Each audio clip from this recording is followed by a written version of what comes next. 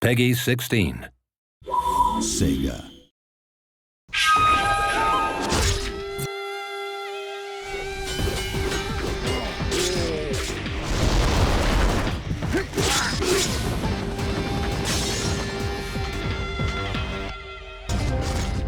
Shinobi is very fundamentally a side-scrolling action game.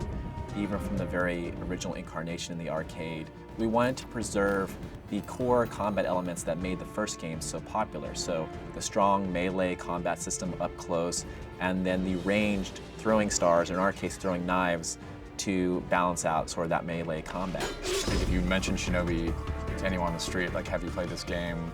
Did you own a Genesis? Like, most would say yes. Our main goal was preserving the design and sort of key elements that make the old games great.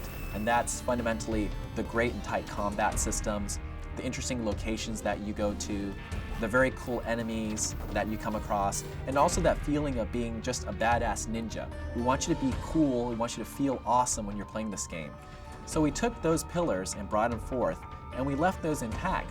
But we also expanded upon stuff, so we added more combat moves. The original game was one-hit kills, both in you taking out enemies, but then also you taking damage and dying, so it was really pretty intense. But as the games have progressed, they've become a little bit more involved in the way that you can actually dispatch your enemies, the ways that you can actually combat them. Artwork in Shinobi has always been a very difficult thing.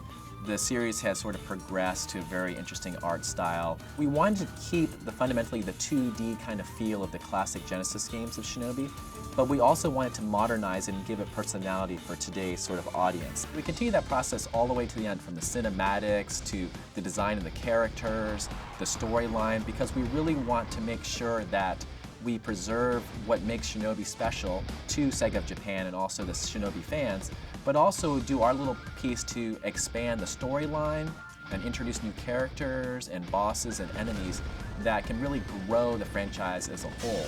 We're expanding the lore of Shinobi, we're expanding the characters, we're expanding the backdrop. We have a game that started on the arcades that is very like a quarter muncher. Once they hit you, you're dead. There's a lot of interesting aspects of the 3DS that compelled us. There was the 3D aspect of the system, and we felt that that could add a nice sense of depth to the worlds that we're building for Shinobi. And then you have the touch controls, you have the gyroscope, and being able to add those new gameplay mechanics into the classic sort of action in Shinobi was another compelling feature. This game is Shinobi. I mean, we had a really passionate development team. We had the support of Sega of Japan the whole way through and the whole IP holders. So it is a Shinobi title. It may have been developed by a Western studio, but we took what was great about the old Shinobi titles and we made them better.